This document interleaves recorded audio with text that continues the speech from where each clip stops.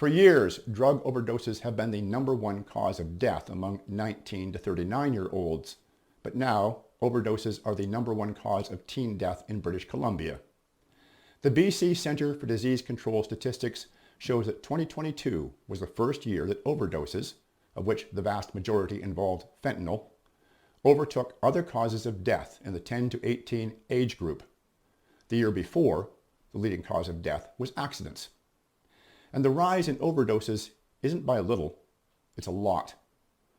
The BC government suspended enforcement of the Controlled Drugs and Substances Act against British Columbians possessing up to 2.5 grams of opioids, cocaine, and other narcotics on January 31st of this year. It was the first cabinet order of its kind since Parliament criminalized cocaine and opium in 1911. The charts show the fallout of this decision. In 2019, before the lockdowns drove up the suicide and substance abuse rate, drug overdoses were the 4th leading cause of death among youth. Cancer was first. Then in 2020, suicide jumped to #1 by a wide margin as kids were locked down and deprived of social interaction. Overdoses moved to the #2 spot. In 2021, accidents, overdoses, and suicide took the top 3 spots. Last year, overdoses moved to the top spot. A recent Privy Council report shows that a large majority of Canadians are opposed to the decriminalization of drugs, citing concerns that it will lead to greater risk of addiction and higher crime rates. Despite BC being the proof of this, the Commons in May voted 209 to 113 to continue the Safe Supply program, which purports to provide pharmaceutical alternatives to addicts as a replacement for certain illicit drugs. The term safe supply was not coined by our government, however.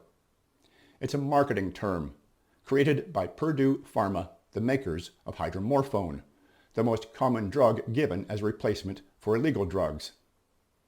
According to Conservative MP Dr. Stephen Ellis, who graduated from the Dalhousie University Faculty of Medicine and worked in a pain management clinic prior to his career in politics, one 8 milligram hydromorphone tablet is the equivalent of 10 Tylenol 3s.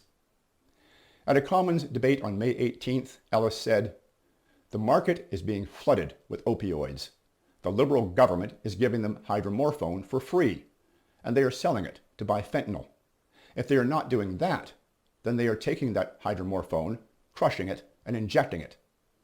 We know that when people show up in emergency rooms with heart valves that are infected, it is because of the injections.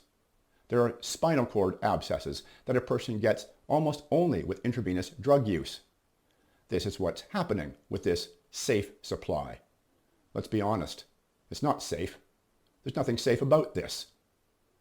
Stephen Ellis served in the Canadian Air Force for 9 years, attaining the rank of captain. He worked as a family physician in Truro, Nova Scotia for 22 years, until 2021, when he entered politics.